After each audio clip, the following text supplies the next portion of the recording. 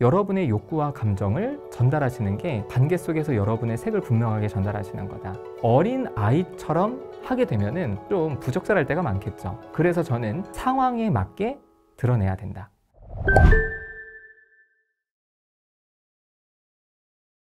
우리가 대화를 하다 보면은 많은 오해들이 생기기도 하는데요. 오해를 부르는 대화는 가장 대표적으로 단정적인 혹은 판단적인 발언임을 알 수 있습니다.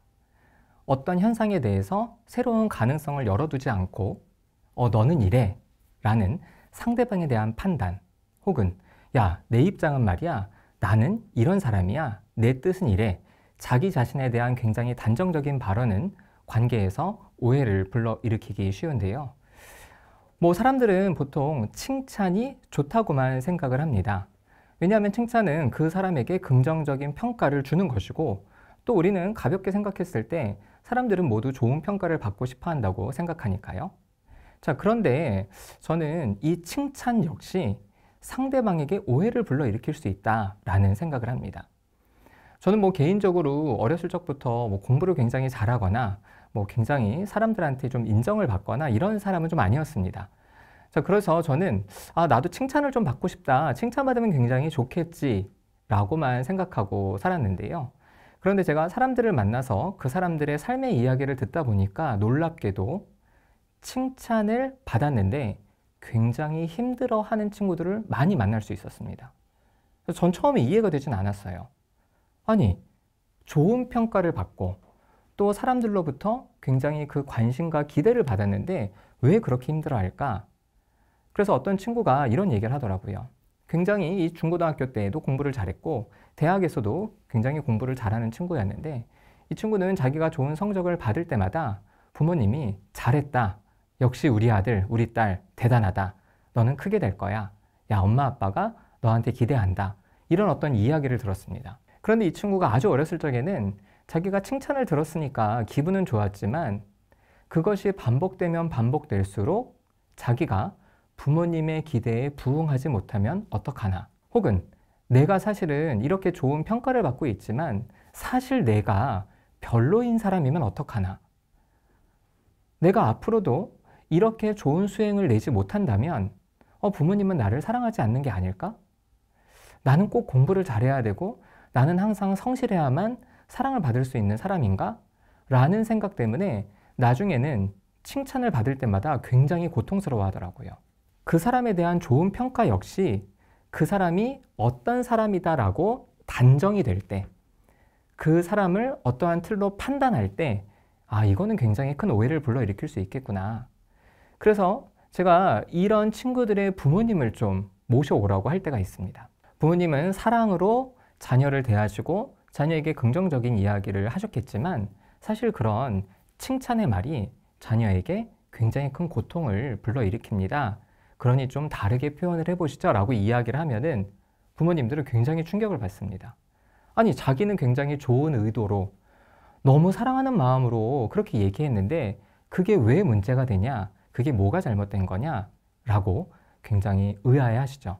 저는 그럴 때 말씀드립니다. 사랑하는 사람을 단정 지을 때 그것이 좋은 평가이더라도 사람은 기본적으로 자신이 단정 짓는 것을 굉장히 힘들어하기 때문에 그것이 큰 고통을 불러일으킵니다 라고 말씀을 드려요. 저 역시 외부에서 이제 강의를 할 때가 있는데요. 강의를 이렇게 마치고 나오던 길이었습니다. 제가 이렇게 지하철로 집에 가기 위해서 걸어가고 있는데 제 강의를 들으시던 분들이 이렇게 같은 방향으로 가게 됐어요. 그러니까 제가 옆에 가는 걸 보시고 어떤 분이 저한테 그러시는 거예요. 강사님, 작가님, 오늘 강의 정말 최고였어요. 강사님 강의 100점 이러면서 가시는 거예요. 저는 그때 굉장히 오묘한 기분을 느꼈습니다. 일단 내 강의가 좋았다고 하니까 저도 기분은 좋죠. 그런데 순간 어떤 생각이 들었냐면 아니, 저분이 내가 강의에서 전달하고자 하는 그 내용보다는 이 강의의 완성도에 대해서 평가를 하고 계셨나? 라는 생각이 드니까 별로 그렇게 기분이 좋지 않더라고요. 자, 그래서 오해를 부르는 대화는요, 단정적인 대화입니다. 그런데 이 칭찬만 그러냐? 그렇지 않습니다. 사랑하는 마음으로 조언을 해줄 때라도 사실은 그 조언이 그 사람을 단정 지을 때 그 대화는 오해를 불러일으키죠. 그래서 보통 뭐 어른들이나 혹은 선배들이 후배나 혹은 친척, 조카나 이제 이런 사람들한테 야, 너 뭐 취직 안 하냐? 너 언제까지 그렇게 놀 거야? 야, 너 뭐 결혼 안 해? 또 결혼하는 사람들한테는 뭐 아이 안 낳아? 야, 너 그렇게 살면 안 된다. 사실은 그 마음 자체는 굉장히 좋은 마음입니다. 그러니까 상대방한테 스트레스를 주려고 하는 마음이 아니라 물론 좀 스트레스가 될지라도 네가 이것보다는 더 잘해야 돼. 그런 조언, 충고 이런 것들을 하죠. 하지만 이런 조언이나 충고받고 기분이 좋은 사람은 없습니다. 그래서 그 선배나 친척 어른들을 자꾸 피하게 되죠. 자, 이렇게 단정적인 혹은 판단이 포함된 발언들은 오해를 불러일으키는데요. 자, 이렇게 단정적인 발언이 상대를 향할 때 오해를 불러일으키고 여기에 더해서 나 자신에 대해서 이야기를 할 때도 오해가 일어납니다. 보통 대화법을 이렇게 듣다 보면요. 많은 대화법에서 자신의 감정과 욕구를 전달할 때는 I 메시지, 나 전달법으로 말하세요 라고 이야기를 합니다. 다시 말해서 나는 지금 기분이 안 좋아. 나는 좀 속상해. 나는 이걸 원해.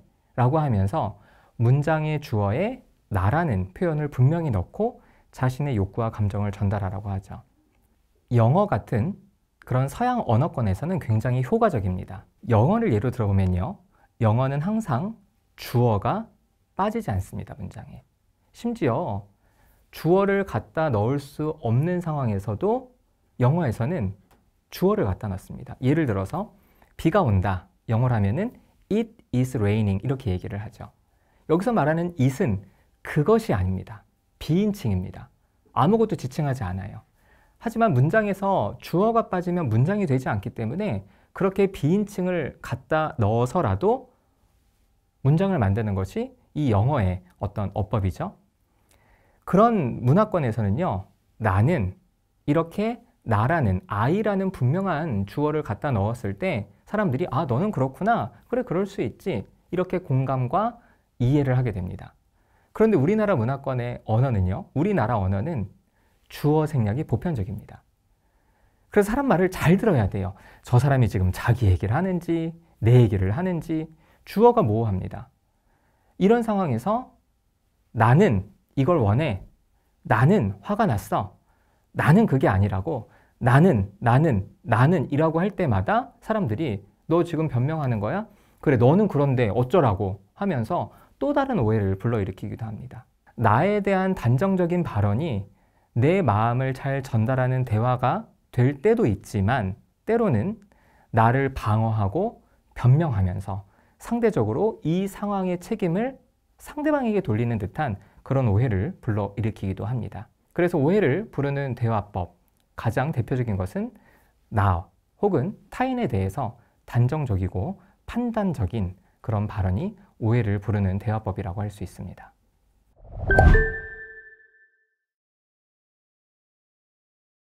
나를 잘 드러내는 대화에서 가장 중요한 것은요. 자신의 욕구와 감정을 상황에 맞게 전달하는 겁니다. 많은 사람들은 이야기를 할 때 굉장히 논리적으로 또 객관적으로 이야기를 하려고 했습니다. 그래서 말이 앞뒤가 안 맞으면 야, 너 말이 앞뒤가 안 맞는데? 야, 너 논리적이지 않아? 야, 너 생각을 해봐. 그게 말이 된다고 생각하니? 이런 식의 대화를 하면서 논리가 대화에서 굉장히 중요하다고 생각을 하죠. 물론 논리는 중요합니다.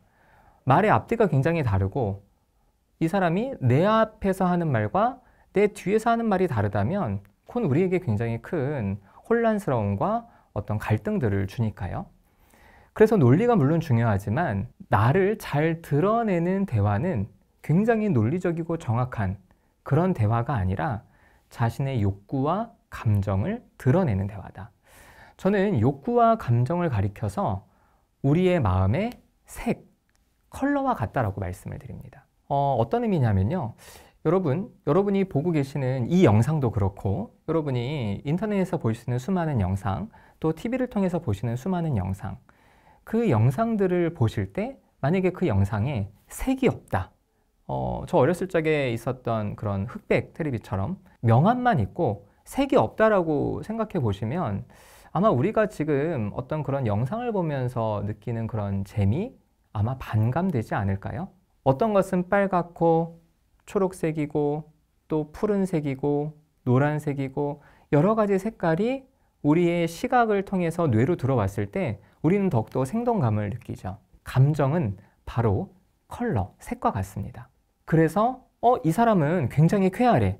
야, 이 사람은 굉장히 진지한데? 야, 이 사람은 굉장히 가볍다. 야, 이 사람은 좀 무거워.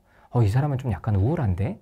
야, 이 사람은 진짜 에너지가 넘친다. 개개인의 스타일이 다를 때 우리는 그 사람들에게서 다른 사람들과 비교하기 어려운 독특한 매력을 느끼게 되는 거죠. 욕구와 감정을 드러내는 것이 우리의 모습을, 우리의 마음을 대화 속에서 드러내는 가장 좋은 방법인데요.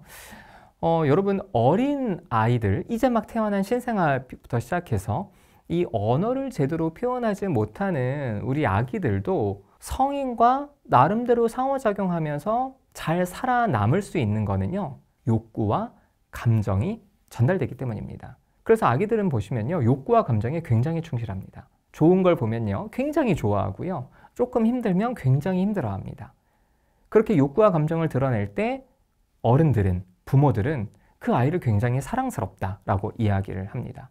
물론 아이가 짜증을 내고 아이가 계속 울 때 그것을 바라보고 달래줘야 되는 부모나 어른들도 마음이 힘들기는 하지만 또 그걸 통해서도 상대방과 연결되어 있다고 느낄 수는 있죠. 자, 그래서 여러분들도 대화 속에서 여러분의 욕구와 감정을 전달하시는 게 관계 속에서 여러분의 색을 분명하게 전달하시는 거다. 자, 그런데 어린 아이처럼 하게 되면은 좀 부적절할 때가 많겠죠. 그래서 저는 어른들은 상황에 맞게 드러내야 된다. 예를 들어서 저 같은 경우는요, 지금 제가 이 영상을 찍기 위해서 앞에 PD님이 계십니다. 그럼 저는 이 영상을 찍으면서 PD님과 계속 간단하게 이야기를 할 때요, 제가 사실은 조금 긴장이 될 수도 있죠. 제가 그래서 PD님한테 PD님 저 좀 긴장되는데요?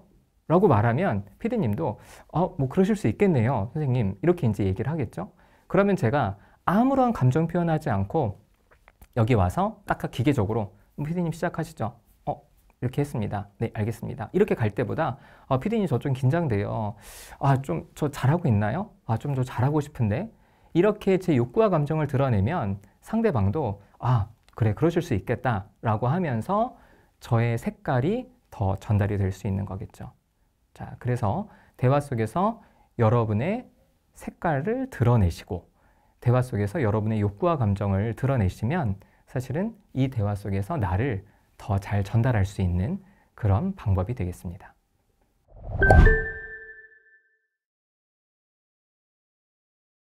욕구와 감정을 표현하기 위해서는 먼저 자신이 알아차려야 되죠.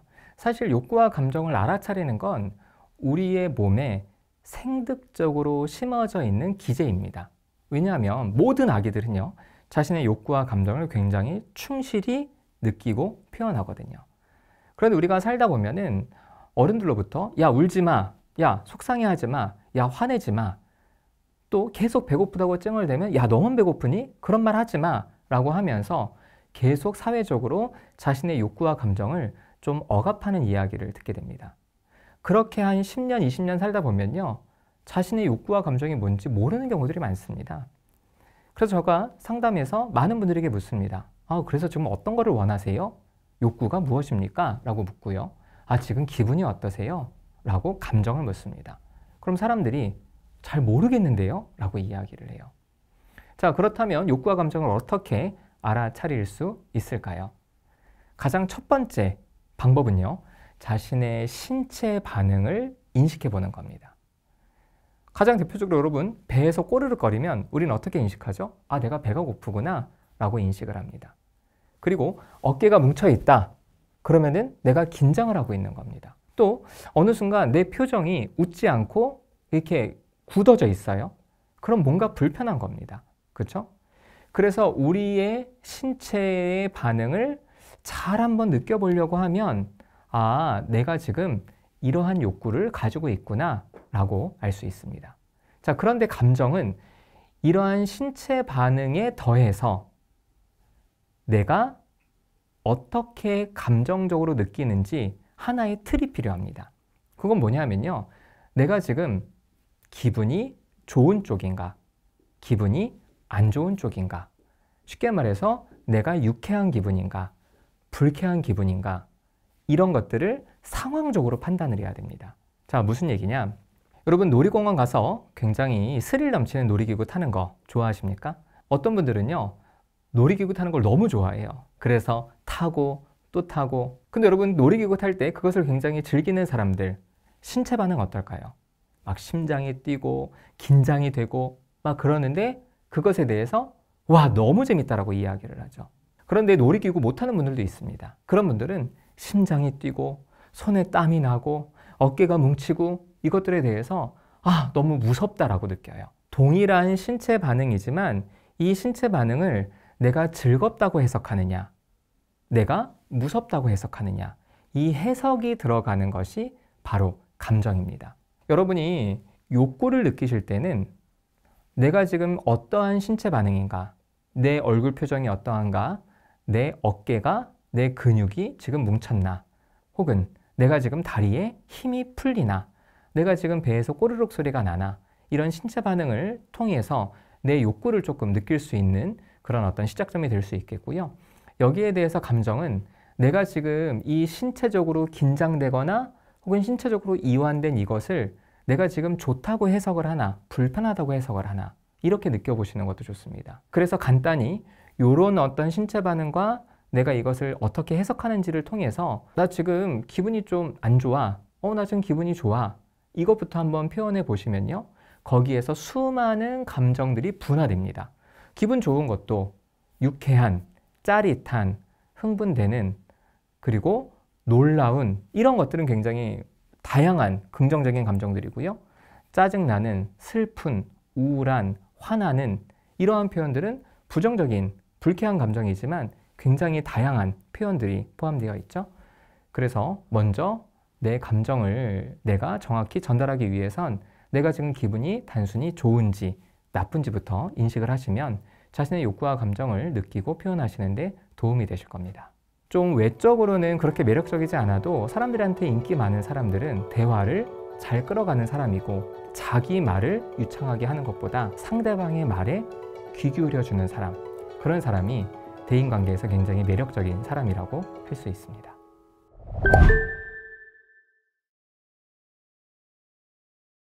보통 우리는 이렇게 외적으로 멋있고 또 예쁘고 잘생기고 혹은 스타일이 좋은 사람들을 굉장히 좋아하죠. 그런데 그런 어떤 외적인 조건이 아님에도 이 인기가 있는 사람들한테 굉장히 이 매력적으로 느껴지는 사람들이 있습니다. 그 사람들의 특징은 무엇이냐? 그 사람들은요, 대화를 굉장히 원활하고 재미있게 끌고 갈 수 있습니다. 여러분 워낙 잘 아시는 연예인 유재석 씨나 강호동 씨 같은 경우, 이 예능에서 이분들이 이 출연자들과 함께 대화하는 걸 보시면요, 자기 주장을 강하게 하지 않습니다. 대화를 잘 이끌어갑니다. 그래서 대화를 끌어가는 모습을 잘 보면요, 이분들의 특징은 자기 주장을 하고 자신의 목소리를 내는 것보다도 상대방에게 질문을 잘 던집니다. 저에게 많은 분들이 와서 이제 상담을 받으면서 기대하는 거는요, 자신의 이야기를 제가 들어주기를 바란다는 겁니다. 그래서 제가 상담을 할 때 가장 많이 하는 것은 질문하는 겁니다. 그것은 어떤 일이었죠? 그때 좀 어떤 마음이 드셨어요? 그럼 그거에 대해서 어떻게 생각하세요? 이렇게 질문을 계속 던지면요, 사람들은 그 질문에 답을 하면서 자신의 마음을 정리하기도 하고, 혹은 고민했을 때 그 고민에서 나름의 답을 찾기도 합니다. 이렇게 비용을 지불하면서까지 상담을 받는 이유는 사람들은 기본적으로 말하고 싶어 해요. 그래서 매력적인 사람들은, 대화를 잘 이끌어가는 사람들은 일장연설을 잘하는 사람들이 아니죠. 우리가 보통 회사나 혹은 학교나 혹은 모임에서 이렇게 자기 이야기를 많이 하는 사람들, 우리는 그냥 한마디로 꼰대다 이렇게 얘기를 합니다. 그 사람의 말이 이 얼마나 감동을 주고 얼마나 교훈을 주는지와 상관없이 야, 저 사람은 자기 말만 해. 이 말은 뭡니까? 사실은 나도 이야기하고 싶은데 저 사람은 자기 이야기만 하려고 해. 난 저 사람 좀 별로야. 이렇게 이야기를 하죠. 그것은 우리의 마음속에는 누구나 자신의 이야기를 하고 싶어하는 그런 경향이 있다라는 겁니다. 사람들이 저에게 묻습니다. 선생님, 대화하기가 너무 어려워요. 새로운 누구를 만나야 되는데 그 시간을 어떻게 대화를 해야 될지 너무 혼란스러워요. 어떻게 하면 좋나요? 라고 묻습니다. 저는 이렇게 되묻습니다. 그 대화를 어떻게 끌어가야 될지 모른다는 게 혹시 본인이 좀 무슨 말을 해야 될지 모른다는 거고, 또 본인이 어떻게 대화의 주제를 잡아야 될지 모른다는 건가요? 그러면 그렇죠 선생님, 대화는 일단 말을 해야 되는데 난생 처음 보는 사람 혹은 안 친한 사람이랑 무슨 말을 해야 되나요? 저는 그 얘기를 들으면서 사람들이 대화라고 했을 때는 자신이 말하는 것에 더 큰 의미를 두는구나. 그럼 저는 그렇게 말씀드립니다. 어떤 말을 하려고 고민하지 마시고 어떻게 그 사람 이야기를 들을지를 좀 고민해 보세요 라고 이야기를 해요. 그래서 대화를 잘한다는 것은 내가 유창하게 말하는 것, 그것보다 더 중요한 것이 바로 상대방의 이야기를 듣는 것. 그러기 위해서는요, 그 사람에게 질문을 하면 됩니다. 그리고 그 사람이 질문을 할 때, 야, 그렇구나. 아니, 근데 그거는 어떻게 생각하세요? 계속 그 사람의 마음을 물어봐주고 그 사람이 한 이야기에 대해서 맞장구도 치고 제 생각은 조금 다른데 혹시 제 생각을 들어보시겠어요? 라고 그 사람에게 또 의중을 물어가면서 내 마음을 조금씩 이야기를 할 때 상대방은요, 야, 이 사람과 말 잘 통한다 이렇게 느낍니다. 좀 외적으로는 그렇게 매력적이지 않아도 사람들한테 인기 많은 사람들은 대화를 잘 끌어가는 사람이고, 대화를 잘 끌어간다는 것은 자기 말을 유창하게 하는 것보다 상대방의 말에 귀 기울여주는 사람, 그런 사람이 대인관계에서 굉장히 매력적인 사람이라고 할 수 있습니다.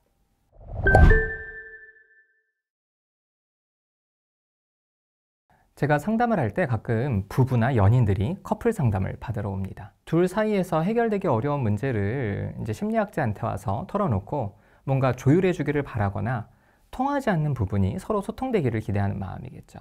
그래서 저는 두 사람을 앉혀놓고 어떤 것 때문에 상담을 받으러 왔는지를 묻습니다. 그럴 때 한쪽에서 이렇게 이야기를 합니다. 선생님, 이 사람과 말이 안 통해요. 이렇게 얘기를 해요. 그랬을 때 상대방은, 많은 분들이 제 앞에서 처음에는 꼭 참지만 어느 정도 몇 회기가 지나면서 편해지면요, 선생님, 저 이 사람과 말이 안 통해요 라고 말하면 그 즉시로 너는 말이 통하는 줄 아니? 라고 하면서 상대방의 말에 반응적으로 대답을 합니다. 반응적으로 대답한다는 건 뭐냐? 이 사람의 말에 끝을 잡고 똑같이 해주는 거예요. 여러분, 우리가 대화를 할 때 상대방의 반응에 이런 식으로 많이 휘둘리게 됩니다. 그래서 연인들이 싸우고 그럴 때도 그렇죠. 야, 너랑 사귀는 거 힘들어 라고 하면 상대방은 뭐라 그럴까요? 왜? 어떤 것 때문에 힘든데 너 나랑 사귀는 게 힘들다고 하지 않습니다. 야, 나는 너랑 사귀는 게 쉬운 줄 아니? 라고 하면서 똑같이 받아쳐 줍니다. 물론 이것은 상대방에게 지지 않겠다. 야, 너만 힘드냐? 나도 힘들다. 너 힘든 거 있으면 나도 좀 알아줘. 나도 좀 이해받고 싶어 라는 욕구 때문에 하는 말이지만, 그 말만 보면요, 정말 상대방이 했던 말에 휘둘리고 감정적으로 반응하고, 그래서 관계가 굉장히 극단적으로 또 파탄이 나는 경우들이 많이 있죠. 그래서 상대방의 말에 휘둘리지 않으려면요, 여러분이 전달하고자 하는 처음 마음을 기억하셔야 됩니다. 그 처음 마음을 기억한다는 게 뭐냐? 제가 예전에 아내랑 말다툼을 한 적이 있습니다. 그래서 아내가 저에게 이렇게 얘기했어요. 당신이랑 사는 거 너무 힘들다. 그래서 저도 초반에는요, 저도 이제 뭐 지금은 심리학자로서 이 대화법도 강의도 하고 부부 상담도 하지만, 뭐 그러기 전에 아주 초반에는 저도 아내의 말에 너무 화가 나서 저도 똑같이 받아쳤습니다. 야, 나는 너랑 사는 게 쉬운 줄 알아? 그러니까 아내도 힘들고 저도 힘들다 이렇게 얘기를 하니까 결론은 뭡니까? 부부가 사는데 힘들 수 있잖아요. 근데 너도 힘들고 나도 힘들다. 그럼 이혼해야겠네. 그래서 무슨 부부싸움만 하면은 계속 결론이 이혼인 거예요. 근데 어느 순간, 야, 이거는 아니지. 내가 왜 자꾸 저 사람 말에 저렇게 휘둘리고 반응하게 될까 싶어서 제 마음을 들여다봤습니다. 그러니까 저는 아내와 잘 지내고 싶은 마음이 있었던 거예요. 당신이랑 사는 거 진짜 힘들어. 이렇게 얘기했을 때 저는 이렇게 얘기했어요. 여보, 나는 당신이랑 잘 지내고 싶어. 당신이랑 좀 덜 싸우고 제대로 소통하고 싶어. 라고 제 마음을 전했습니다. 그런 대화를 좀 하고 나서 부부싸움의 양상이 많이 달라졌어요. 여러분의 마음을 먼저 확인하셔야 됩니다. 그리고 그 마음을 가지고 대화 속으로 들어가셨을 때 상대방이 여러분의 감정을 건드리고 여러분의 마음을 좀 화나게 하더라도 그 말에 반응하지 말고 아, 당신은 그렇게 생각하는구나. 하지만 나는 이런 마음이 있어. 라고 여러분의 마음을 끝까지 전달하시는 거. 그것이 대화의 주도권을 가지는 일이고요. 또 상대방의 감정적인 대화에 휘말리지 않고 내 마음을 상대방에게 전달할 수 있는 대화법입니다.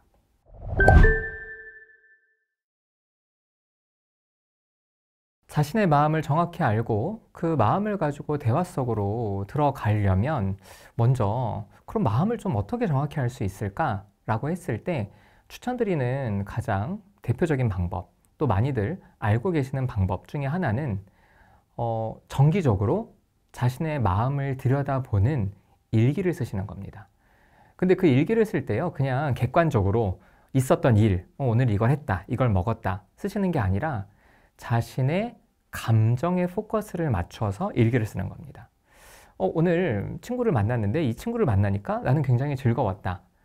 이 친구와의 대화에서 이런 부분이 즐거웠고, 그런데 내가 어떤 이런 대화를 했을 때 이 친구 반응이 내 기대와 달라서 실망스러웠다.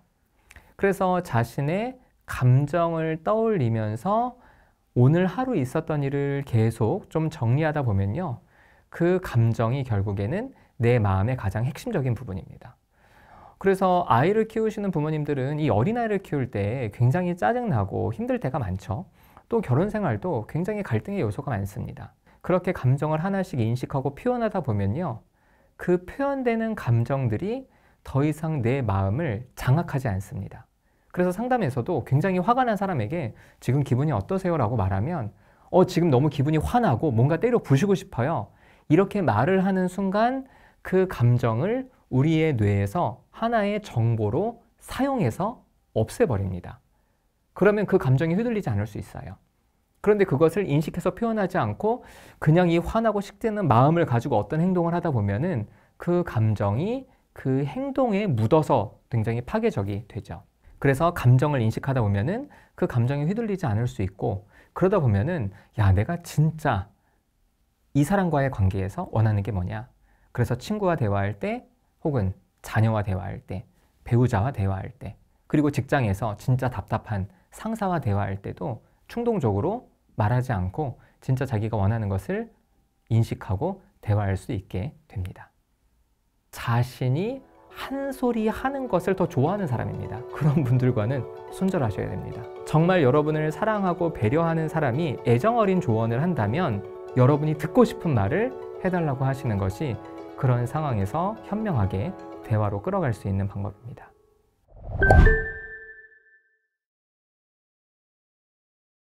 우리가 관계를 맺다 보면은 나를 무시하거나 깔보거나 이 화나게 하는 사람들이 있죠.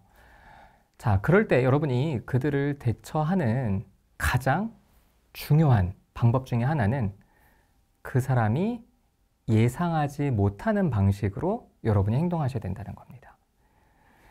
자, 만약에 여러분이 누군가를 깔봤습니다. 누군가를 비난했어요. 누군가를 화나게 했습니다. 그럼 여러분은 그 사람을 화나게 했기 때문에 그 사람이 어떻게 반응할 거라고 기대하시나요? 당연히 내가 깔보고 내가 무시했으니까 저 사람도 화를 낼 거라고 생각하겠죠. 반대로 여러분이 그런 일을 당했을 때 여러분이 화를 내시고 여러분이 억울해하고 여러분이 대들고 하면은 그 사람의 예상대로 여러분이 반응하는 겁니다. 우리가 사랑하는 사람과 관계를 맺을 때는 내가 저 사람이 원하는 대로 해주지 말아야지 이런 생각은 사실 할 필요 없습니다. 그냥 자연스럽게 그 사람이 원하는 예상대로 반응도 하고 때로는 내가 하고 싶은 대로 하고 하면 되지만, 나를 깔보는 사람을 대처할 때는 그 사람의 페이스에 휘말리지 않으려면 그 사람의 예상과 다르게 해야 된다. 그래서 여러분이 화내고 욕하고 억울해하고 슬퍼하지 마시고, 자, 그럼 어떻게 해야 되느냐? 두 가지를 추천드립니다. 첫 번째로는요, 아무런 감정을 드러내지 않는 무시의 방법입니다. 마치 소가 닭 쳐다보듯이 아무런 감정을 드러내지 않고 그 사람을 쳐다보세요. 그래서 누가 여러분을 무시합니까? 그냥 딱 쳐다보는 겁니다. 그러면 이렇게 딱 그 사람을 딱 쳐다봤을 때 그 사람이 쟤 뭐지? 그래서 그 사람이 여러분은 또 깔보잖아요. 그럼 쳐다보세요, 그냥. 무표정하게 누군가를 쳐다볼 때는요, 굉장히 강력한 비언어적인 메시지가 전달됩니다. 그러면 상대방은 제가 지금 화났나? 제가 울 건가? 제가 소리를 지를 건가? 어떻게 저 사람이 반응할지 모르면요, 그때부터 상대방은 불편해합니다. 자, 두 번째 방법은요, 여러분이 조금 더 마음이 동한다면 너그럽게 친절하게 그 사람에게 다가가세요. 자, 다시 말해서 그 사람이 여러분을 깔봅니다. 그러면 그때 아우 저한테 좀 그만 좀 하세요. 저 너무 힘들어요. 아이 좀 좋은 얘기 좀 해주시지 하면서 친절하게 다가가는 거예요. 근데 이렇게 친절하게 다가가는 것도 여러분이 너무 일관되게 친절하게 다가가면 아 얘는 내가 깔봐도 그냥 나한테 잘 보이려는 애구나. 아 얘는 그냥 무시해도 되는 애구나. 이렇게 생각 들거든요. 그런데 그렇게 친절하고 너그럽게 다가갔다가 갑자기 또 깔보잖아요. 그럼 여러분이 인상을 팍 쓰고 그만 좀 하시라고요 라고 화를 내는 거예요. 그래서 그 사람이 야 너 왜 그래 임마 너 괜찮다가 그러면은 여러분이 그 자리를 일단 피하시고 그 다음날 또 커피 한 잔 사서 아 근데 저한테 좀 그러지 마세요 라고 하고 그 사람이 또 무시하고 깔보면요 다시 화를 내고 이렇게 그 사람의 예상대로 반응하지 않고 아예 감정을 드러내지 않거나 혹은 너그럽게 대하면서 갑자기 여러분이 불쾌한 감정을 할 때 이 사람은 여러분의 반응을 예측하지 못하게 됩니다. 그래서 인간에게 가장 어려운 인간관계는 어떤 관계냐? 예측 불가능한 인간관계가 가장 어렵습니다. 만약에 여러분이 굉장히 싫어하는 상사가 있다고 해보죠. 그 상사가 일관되게 여러분을 괴롭힙니다. 그럼 처음엔 굉장히 스트레스 받지만요. 여러분은 계속 그분을 피하게 될 겁니다. 그분이 예상이 되니까요. 그런데 그 상사가 여러분에게 친절하게 대해줬다가 갑자기 화를 냈다가 또 미안하다고 했다가 갑자기 또 도와달라고 부탁했다가 갑자기 또 잘해줬다가 갑자기 또 막 울고 화내고 그랬다가 하면요. 굉장히 힘들죠. 그런 전략대로 여러분이 여러분을 깔보는 사람을 대처하시면 그 사람으로부터 여러분을 지킬 수 있게 됩니다.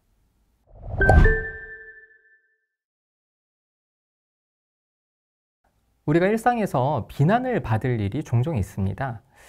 여러분이 그 비난을 받으실 때 내 입장에서만 생각하면 너무 억울하고 화가 나죠. 그렇죠? 그렇게 비난받는 상황에서 억울하고 화가 나고 속상하고 그래서 그냥 관계고 일이고 다 내려놓고 싶은 마음이 드실 수 있습니다. 그런데 이러한 비난 때문에 내가 좋아하는 일이나 내가 좋아하는 사람과의 관계나 어떤 이런 것들을 다 포기한다면 글쎄요. 그런 마음을 가지고 이 세상을 살기는 아마 쉽지 않을 겁니다. 왜냐하면 사람들은 너무나 쉽게 타인을 비난하기 때문이거든요. 그러면은 비난을 받을 때 우리가 그 상황을 잘 넘길 수 있는 우리의 마음 자세는 무엇이냐? 여러분의 입장에서 비난을 생각하지 마시고 그 사람의 입장에서 비난을 생각해 보세요. 다시 말해서 아, 쟤는 나를 왜 비난할까?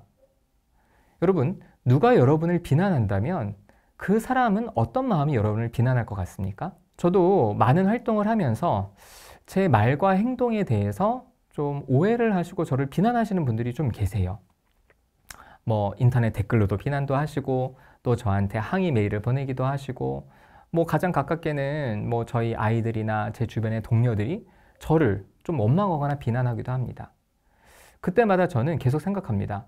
이 사람이 어떤 마음일까? 그래서 이 비난하는 마음을 내 입장이 아니라 그 사람 입장에 생각해 보면은 딱 한 가지 결론이 나옵니다. 아, 저 사람이 나를 어떤 식으로든 좋아하거나 나한테 기대를 했구나. 그 좋아하는 마음이나 기대하는 마음, 이것이 무너지기 때문에 나를 원망하고 비난하는구나. 또한 이와 비슷하게 또 하나는요. 아, 저 사람이 나를 자신의 경쟁 상대로 생각하는구나. 그래서 나를 좀 깎아내리려고 하는구나. 이렇게 생각을 할 수 있습니다. 자, 그렇다면 여러분, 누가 여러분을 비난한다고 했을 때 그게 여러분과 가까이 관계를 맺고 있는 사람이라면 아, 이 사람 나한테 좀 실망했고 나한테 좀 화가 난 거는 아, 이 사람이 사실 나한테 기대를 했구나. 나를 사실 좋아했구나. 심리학자들은 우리 마음의 원리 중에 하나로 대립과정 이론이라는 것을 밝혀냈습니다. 그건 뭐냐면 우리의 욕구와 감정은 어떤 것이 나타나면요. 그것이 끝날 때 그것과 반대되는 감정과 심리 상태가 된다는 겁니다. 간단히 말해서 여러분 이런 얘기 아시죠? 기대가 크면 실망도 크다. 사랑이 끝나면 미움이 찾아온다. 그래서 이 사람이 나를 비난한다는 건 사실 나를 굉장히 좋게 생각했다는 거죠. 그래서 거기에 포커스를 맞춰보시는 겁니다. 그러면 누가 나를 비난했을 때 야, 억울해, 너무 화나, 그게 아니라 이 사람이 어떤 것 때문에 나한테 실망했지? 궁금하게 여길 수 있겠죠. 그리고 만약에 관계를 직접 여러분이 맺을 수 있는 사람이면 물어보시면 됩니다. 날 그렇게 지금 비난하는 이유가 어떤 마음이냐? 나한테 어떤 걸 기대했었냐? 그래서 그 사람의 마음을 여러분이 좀 생각하면은 아, 그래, 비난할 수 있겠다 라고 나를 비난하는 사람의 마음이 좀 이해가 되죠. 또 만약에 여러분이 잘 모르는 사람인데 여러분 계속 험담을 하고 다닌다든지 하잖아요. 그러면은 그것은 여러분을 경쟁 상대로 보고 있다는 겁니다. 그런데 경쟁 상대로 보고 있다는 거는 그만큼 여러분이 잘하고 계시다는 거예요. 그래서 나를 알지도 못하는 사람들이 내 욕을 하고 다녀? 근데 여러분이 스스로 생각했을 때 내가 범죄를 저지른 범죄자가 아니고 내가 남의 것을 좀 가로채는 그런 나쁜 일을 하지도 않았다면 여러분이 여러분의 일에서 굉장히 잘하고 있기 때문에 여러분이 비난을 받는다는 겁니다. 그렇게 그 비난을 다르게 생각해 보시면 그 비난받는 상황에서도 여러분의 마음과 여러분의 삶을 지키실 수 있을 겁니다.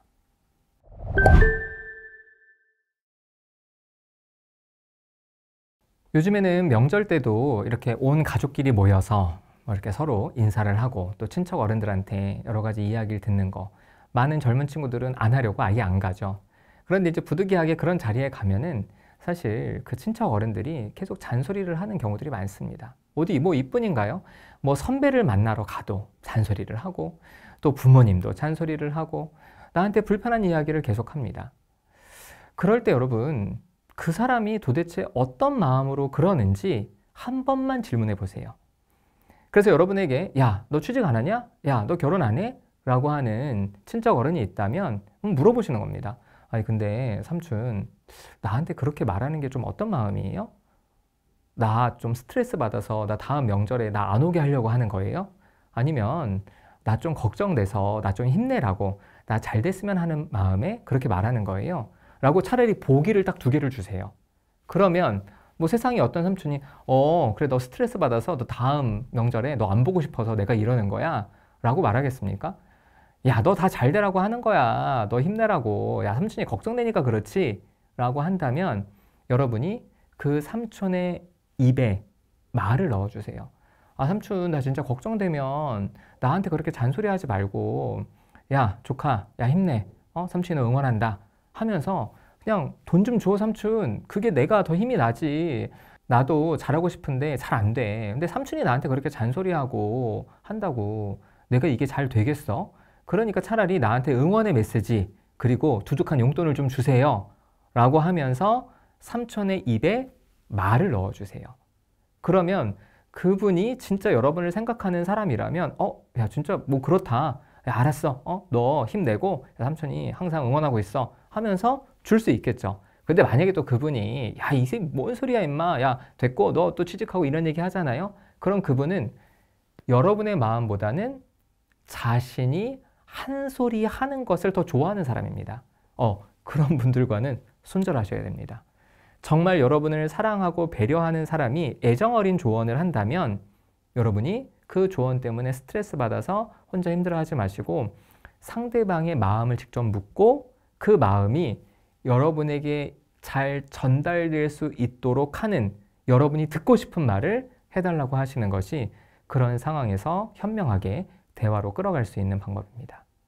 뭐 어떤 사건이 있어서 갑자기 딱 끊어지는 경우들도 있지만 그리고 어떤 응답 시간이 느려지고 내가 연락을 해도 더 이상 연락이 오지 않는 상황이 된다면 손절당했구나, 저 친구와의 관계가 끝냈구나 이렇게 좀 받아들이실 필요가 있습니다.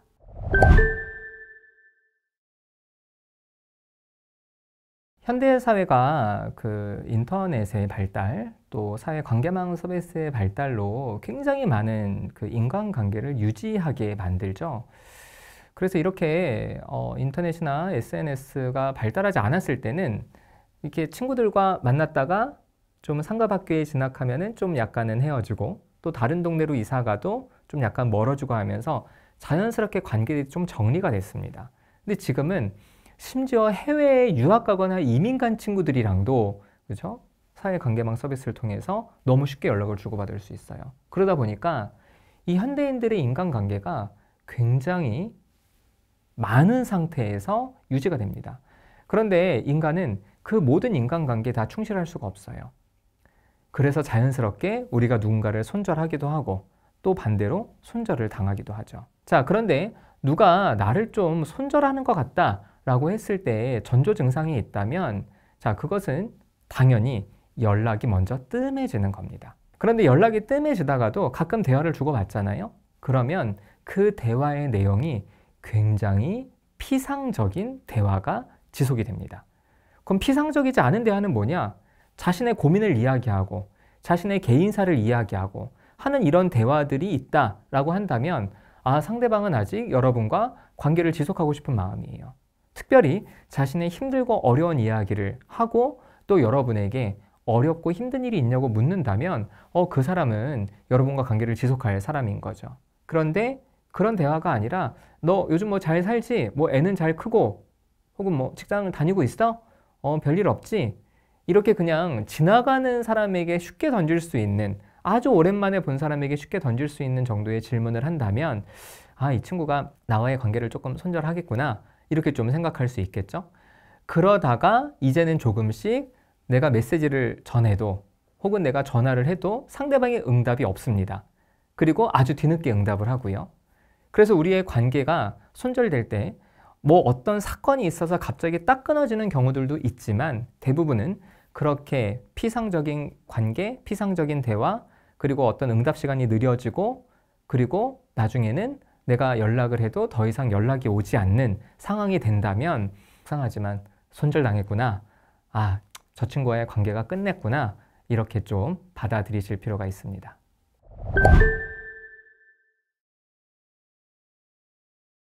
야, 너 좀 솔직히 말해서 나랑 관계 혹시 좀 끊고 싶은 것 같은데 야, 나는 너랑 좀 관계를 이어가고 싶다.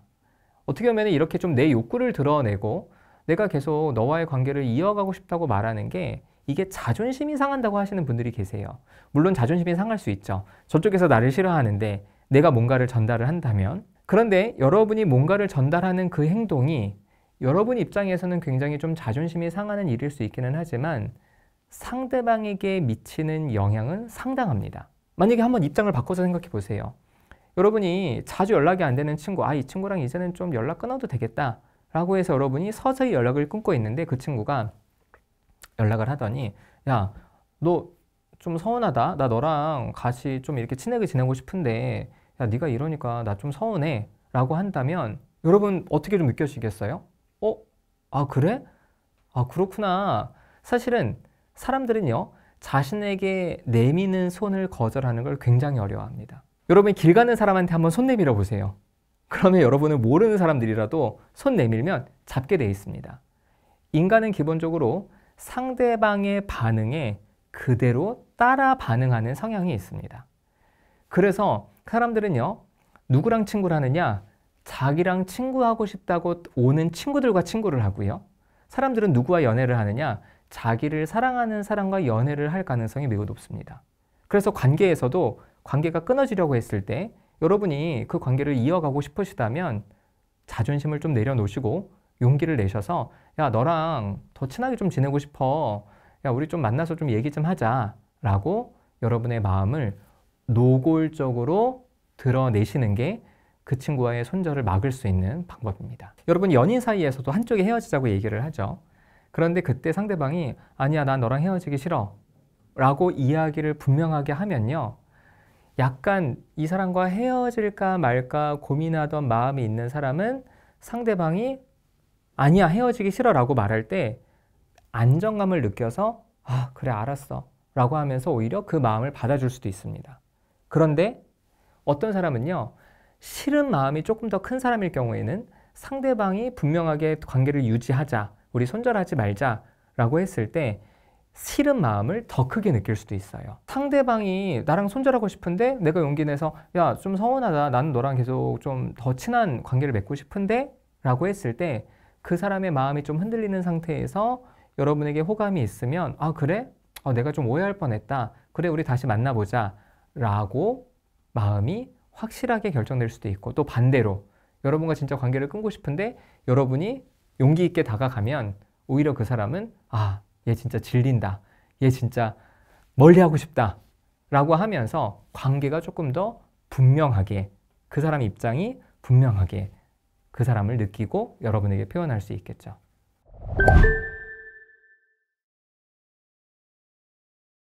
뒤에서 험담하는 이들에게 들키지 않아야 할 것이 있다면 자신의 마음이죠.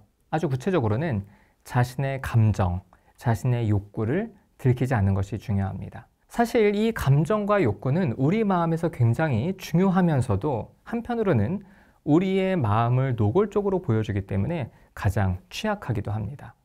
여러분, 논리는요, 그 자체로 굉장히 견고합니다. 그래서 논리에서 상대방을 쉽게 무너뜨리기는 어려워요. 하지만 감정은 굉장히 취약합니다. 그 자체로 굉장히 약한 모습이기도 해요. 그래서 많은 사람들이 감정을 쉽게 드러내는 사람들을 좀 무시하고 좀 가볍게 여기죠. 물론 이런 사회적인 풍토는 저는 굉장히 잘못된 거라고 생각합니다. 현실적으로 우리나라 문화가 개인의 욕구와 감정을 드러내지 않는 문화다 보니까 누가 여러분을 험담하는데 여러분이 자꾸 그 앞에서 운다든지, 자꾸 그 앞에서 여러분이 화를 낸다든지, 여러분의 욕구를 계속 드러내면 그 사람은 뒤에서 야, 쟤 봤어 우는 거? 야, 저 사람 화내는 거 봤니? 진짜 기가 막히지 않니? 라고 하면서 사실은 욕구와 감정을 무시할 만한 논리는 없더라도 그냥 그것을 굉장히 계속 안 좋게 보고 평가를 하게 되는 거죠. 여러분이 드러내지 않아야 되는 것은 여러분의 약점입니다. 결국 험담은 누군가의 약점을 잡아서 그것을 계속 떠벌리는 일이기 때문에 여러분이 그 사람에게 가능한 한 약점을 보이지 않는 게 중요하고요. 또 반대로 여러분의 잘하는 모습도 여러분이 들키지 않는 게 중요합니다. 그거는 왜 그러느냐? 누가 여러분을 험담한다는 거는 한편으로는 여러분을 자신의 경쟁 상대로 보고 있다는 뜻이기도 합니다. 여러분 생각해 보세요. 굉장히 나이 많은 어른이 아주 어린 꼬마를 험담하진 않습니다. 그리고 굉장히 경제적으로 부유한 사람이 경제적으로 굉장히 어려운 사람을 험담하진 않습니다. 쉽게 말해서 자신과 비슷한 사람들은 험담하고 그리고 뒤에서 안 좋게 말을 하죠. 그것은 바로 그 사람을 나름의 경쟁 상대로 보고 있다는 건데요. 그런데 여러분이 어떤 좋은 모습을 계속 보이면 그 사람의 열등감을 더욱더 자극할 수 있고 그 사람이 경쟁심을 더욱더 부추길 수 있어서 여러분의 험담을 더욱더 할 수 있죠. 그래서 가능한 한 여러분의 욕구와 감정 그리고 약점과 강점을 여러분이 들키지 않는 것이 여러분을 험담하는 사람들에게 빌미를 주지 않을 수 있는 방법입니다.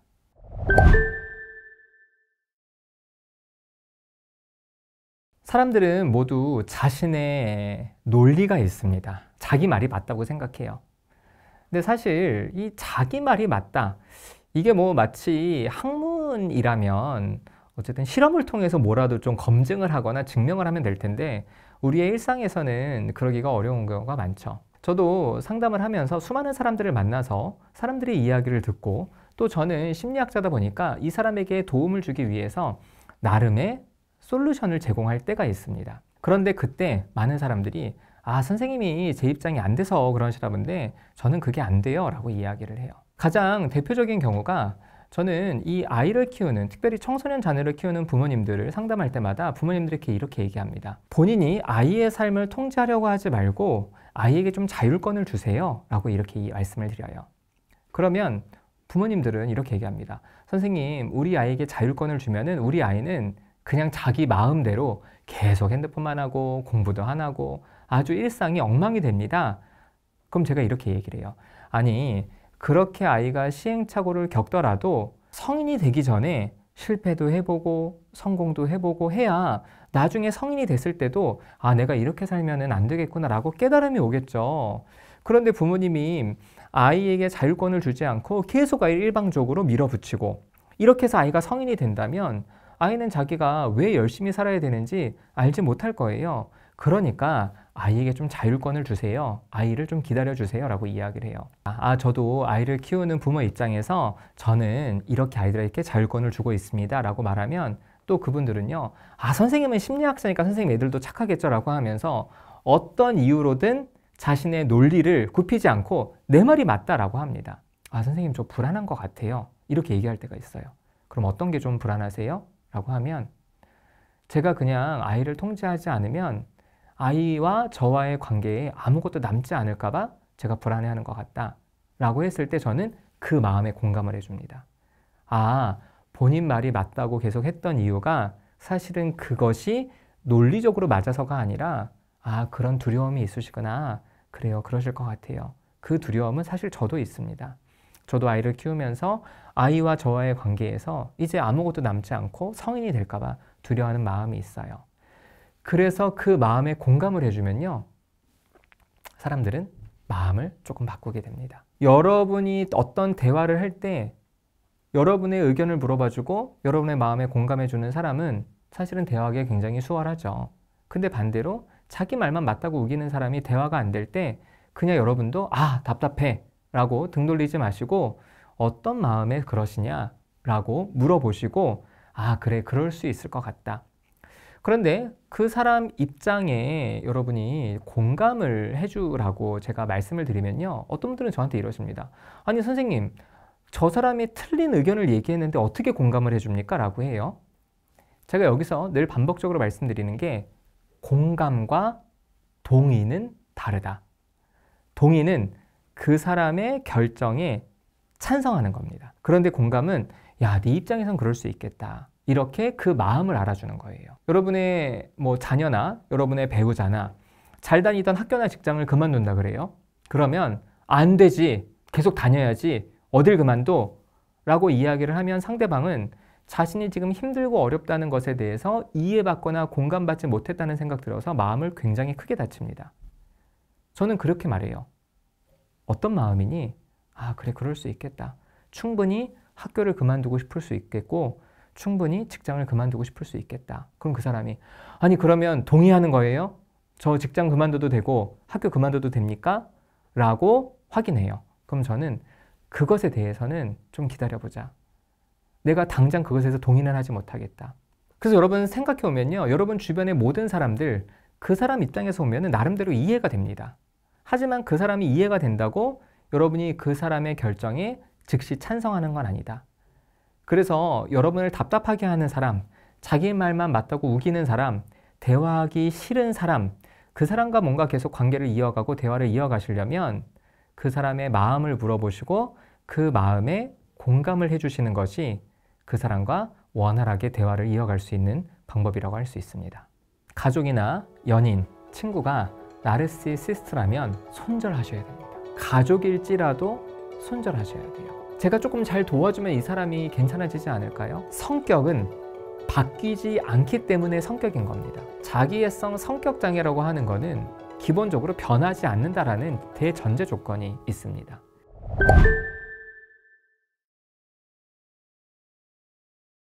나르시시스트라고 하면은 우리가 굉장히 좀 안 좋은 이미지가 있지만요. 여러분 이 사람들을 일상에서 만나시게 되면 아마 깜짝 놀라시게 될 겁니다. 왜냐하면 굉장히 매력적이거든요. 이 나르시시스트들은 굉장히 매력적인 부분이 있는데요. 그 매력적이라는 거는 어떤 거냐면요. 기본적으로 굉장히 자신감이 넘칩니다. 사실 어떠한 일에서 자신감이 넘치는 사람, 이 사람은 누가 봐도 매력적입니다. 그 사람이 실제로 대단한 성과를 내지 못하더라도 내가 한번 해볼게. 아, 이거 내가 할 수 있어. 라고 말하는 순간. 그런데 사실 우리의 삶에서 벌어지는 수많은 일들은요. 굉장히 특별한 능력이 있는 사람들만 할 수 있는 일은 별로 없습니다. 대부분의 사람들은 용기를 못 내거든요. 내가 이거 하다가 실패하면 어떡하지? 사람들이 나를 싫어하면 어떡하지? 그때 나르시시스트가 딱 나타납니다. 이거 내가 할게. 내가 도와줄게. 그럼 그 자체가 굉장히 매력적이라는 거예요. 그래서 나르시시스트는 주변에 사람이 굉장히 많습니다. 그런데 문제는 이 사람들이 공감 능력이 떨어지고 공감 능력이 떨어지기 때문에 나를 위해서 네가 희생해야지 이런 착취적인 대인관계가 아주 보편적이라는 겁니다. 굉장히 매력적인 사람인데 결국에는 굉장히 이기적인 사람인 거죠. 우리가 보통 사람들이 나쁜 남자를 좋아해, 나쁜 여자를 좋아해, 이렇게 이야기를 하는 거 아주 단순하게 말하면 바로 그런 원리입니다. 사람들은 착하고 선하고 순하고 이런 사람들을 좋아할 것 같지만 사실 인간에게는요, 자극 추구 성향이 있기 때문에 그것을 좀 벗어나서 나쁘더라도 되게 매력적이고 뭔가 자신감이 넘치는 사람들을 좋아한다. 그래서 나르시시스트는 절대 외롭지 않습니다. 그 주변에 항상 사람들이 꼬여요. 그리고 그 사람들로부터 이용을 당하면서도 마치 그 사람과의 관계가 끊어지면 그 사람의 매력을 자기가 더 이상 누리지 못할까 봐, 그 사람 옆에 있지 못할까 봐 그 사람에게 굉장히 복종적인 삶의 태도를 자연스럽게 가지게 돼서 결국에는 나중에 재산적으로나 신체적으로나 심리적으로나 많은 것들을 굉장히 잃고 상처받고 고통을 받으면서 그 관계를 끝내게 되는 경우가 많아서 나르시시스트가 어떤 사람인지는 꼭 알아두셔야 합니다.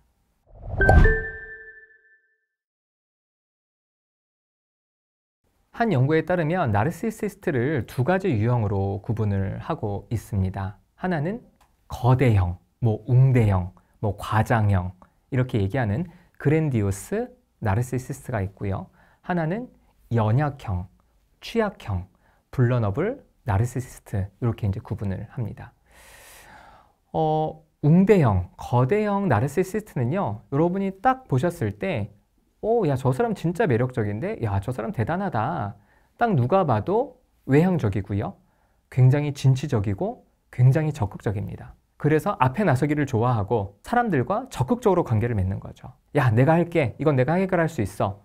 라고 하면서 계속 사람들 앞에 주도적으로 자신을 드러내는 사람들. 그러면서 주변에 자신을 보좌하는 사람들을 여러 명을 데리고 다닙니다.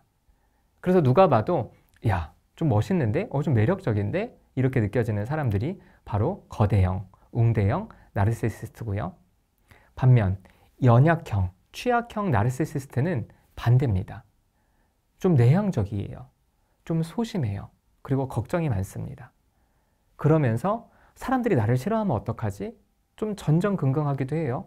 야, 그럼 네가 날 좀 도와줘 라고 부탁을 하기도 합니다. 야, 그래도 내가 실패하면 어떡하지? 어떻게 보면은 좀 자기애성 성격과는 좀 반대의 모습인 거잖아요. 그런데 묘하게 이 사람들도 자신의 중요성을 과대 지각하고 있습니다. 제가 후배들이나 제 주변 사람들한테 얘기를 합니다. 야, 네가 하고 있는 공부, 네가 하고 있는 활동들 좀 블로그에 정리해서 올려봐 라고 이야기를 해요. 그럼 그 사람들 중에 그래요? 이거 좀 괜찮을까? 야, 괜찮아, 한번 해봐. 좀 떨리는데 내가 괜히 좀 이렇게 인터넷에 글 잘못 썼다가 조금 어렵진 않을까? 야, 너 글 누가 써도 누가 보지도 않아. 그냥 해, 편하게 라고 했을 때 어떤 사람들은 합니다. 그런데 어떤 사람들은요, 아니 그거 했다가 사람들이 나를 알아보면 어떡해요? 내가 글을 썼다가 내가 오해를 받으면 어떡해요? 내가 이거를 잘못했다가 어려우면 어떡해? 이런 걱정을 해요. 야, 네가 블로그 하나 만든다고 사람들이 뭘 얼마나 그렇게 널 보겠어? 너 잘 생각해봐. 너 엄청 오버하는 거야 라고 얘기를 합니다. 그럼 이렇게 하면 맞다. 좀 민망하네 라고 하면서 그냥 자신이 할 수 있는 걸 하는 사람들이 있잖아요. 그럼에도 불구하고 끊임없이 걱정하면서 나를 도와주세요. 내가 이걸 잘못하면 어떡해요? 라고 하고 계속 주변 사람들의 에너지를 빨아먹는 사람들이 있어요. 이거 얼마나 사실은 속으로 자기를 대단하다고 생각하는 겁니까? 야, 너는 연예인이 아니야. 야, 너는 뭐 대단한 주목받는 사람이 아니니까 제발 그냥 해봐. 그런 상황에서 걱정하면서 자기가 뭔가를 잘못하면 굉장히 큰일 날 것처럼 이렇게 이야기하는 사람들 역시 자기애성 성격, 나르시시스트라고 할 수 있습니다. 그래서 겉으로 보이기에는 굉장히 소심한 사람이지만 사실 그 내면에는 자신이 굉장히 큰 영향을 미칠 수 있다라고 생각하는 사람이고 그걸 이용해서 주변 사람들을 착취하는 사람이라고 할 수 있죠. 나르시시스트가 자주 쓰는 말투는요, 자신과 타인에 대해서 굉장히 규정하고 단정하는 말을 씁니다. 이거 내가 할게. 이거 내가 할 수 있어. 야, 나는 이런 사람이잖아. 자신을 굉장히 대단하다고 느끼고 자신이 굉장히 중요하다고 느끼기 때문에 자신의 욕구와 감정을 아주 거리낌 없이 드러냅니다. 야, 내가 사실 이런 동네에서 놀 사람이 아니야. 야, 쟤네 좀 수준 낮다.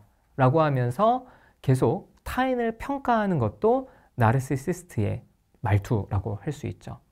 그래서 나르시시스트는 타인을 공감하지 못하면서 타인을 이용하고 착취해야 되기 때문에 그 구도를 만듭니다. 나는 대단하고 너는 나를 보좌해야 돼. 그래서 내가 잘났으니까 나를 보좌해라든지 나는 굉장히 약하니까 네가 나를 도와줘라든지 그래서 자신과 타인을 이런 착취적인 대인관계로 만드는 그런 표현들 이런 어투나 이런 표현들은 나르시시스트의 전형적인 표현이라고 할 수 있죠. 그래서 내가 이렇게 약한데 네가 어떻게 나를 이렇게 서운하게 하니? 내가 이렇게 아픈데 네가 어떻게 나를 이렇게 외면하니? 라고 하는 것들도 모두 나르시시스트의 언어라고 할 수 있습니다.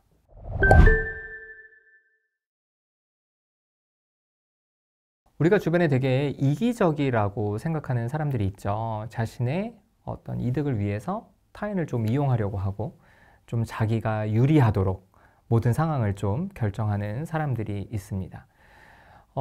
그런 어떤 이기적인 사람과 나르시시스트가 어떻게 구별되느냐?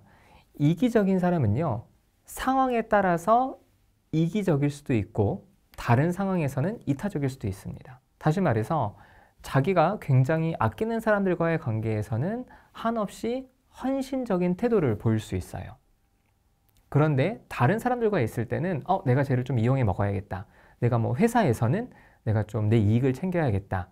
라고 어떤 상황에 따라서 그 태도가 바뀐다면 그 사람은 나르시시스트는 아닙니다. 그런데 진짜 나르시시스트는 상황과 상관없이, 대상과 상관없이 항상 자기중심적이고 타인의 감정에 공감하지 못합니다. 그리고 모든 사람들, 자신의 가족 혹은 뭐 친구, 연인, 동료, 그리고 심지어 모르는 사람까지도 그런 착취적인 대인관계를 기본적으로 전제하고요. 타인의 감정에 대해서 공감하지 못하기 때문에 이 두 부류는 상황에 따라서 다르냐, 상황과 상관없이 일관되느냐, 이거에 따라서 좀 이기적인 사람과 나르시시스트 구분할 수 있습니다.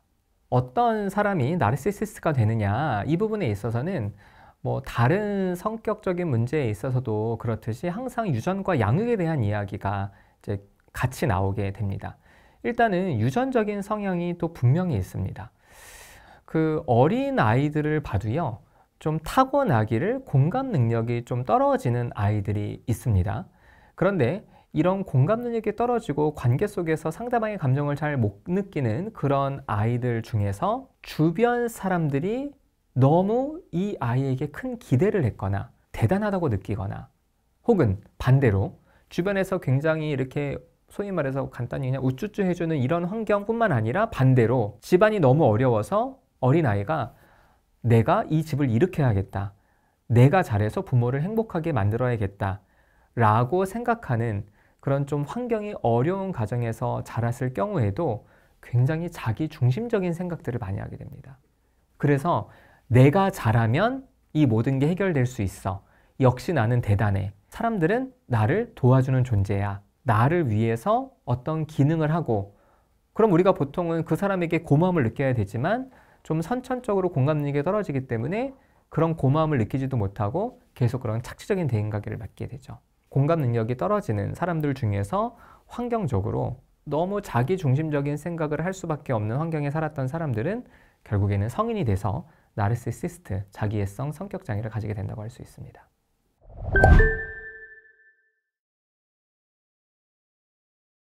가까운 사람, 가족이나 연인, 친구가 나르시시스트라면 손절하셔야 됩니다. 심지어 가족일지라도 손절하셔야 돼요. 사실 제가 가장 어렵다고 느끼는 그 상담 주제가 배우자나 부모 혹은 자녀가 이 나르시시스트일 때 제가 손절하라고 말씀을 드리기가 참 어렵습니다. 왜냐하면 어쨌든 자기와 가장 가깝고 중요한 사람이잖아요. 근데 왜 손절까지 해야 되느냐? 여러분, 나르시시스트는 성격적으로 타인에 대한 공감 능력이 떨어지고 성격적으로 상대를 이용해야만 살 수 있는 사람입니다. 제가 성격적으로라고 말씀드리는 거는 변하지 않는다는 겁니다. 근데 많은 분들이 좀 착각을 하시는 경우가 있어요. 아니 선생님, 제가 조금 잘 도와주면 이 사람이 괜찮아지지 않을까요? 아니 이 사람이 좀 도움이 필요한 사람인데 아니 이 사람은 그렇게 나쁜 사람은 아니에요. 여러분, 성격은 바뀌지 않기 때문에 성격인 겁니다. 그래서 이 나르시시스트, 자기애성 성격 장애라고 하는 거는 기본적으로 변하지 않는다라는 대전제 조건이 있습니다. 원래 그런 사람은 아닌데 어떤 감정 조절에 문제가 생겨서 순간 자기를 대단하고 지각하거나 좀 우울증이나 이런 것 때문에 자기를 굉장히 약하게 볼 때는 감정이 좀 정상적으로 돌아오면 그러한 행동 패턴들은 바뀌거든요.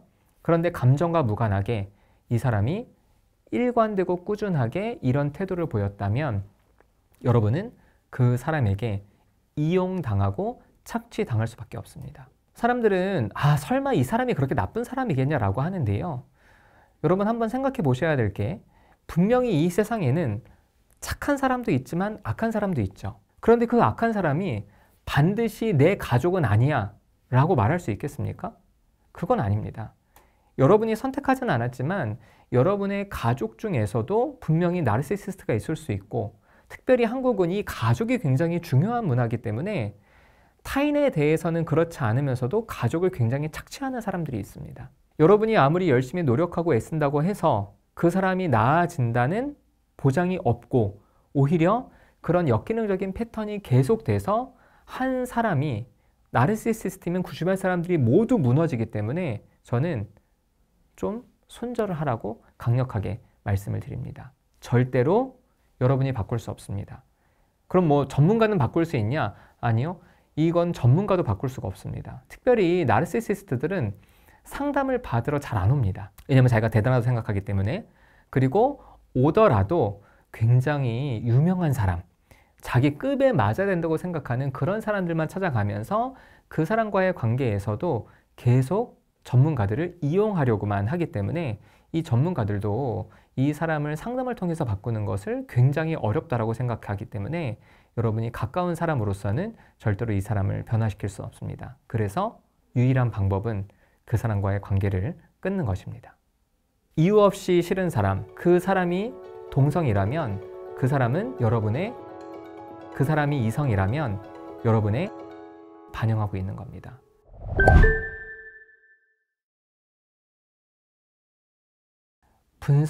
분석심리학이라는 분야가 있습니다. 칼 구스타프 융이라는 스위스의 정신과 의사가 창시한 우리 마음에 대한 이론인데요. 이 융이라는 사람은 우리의 마음, 우리의 성격을 이루는 여러 가지 구조물들을 이야기했습니다.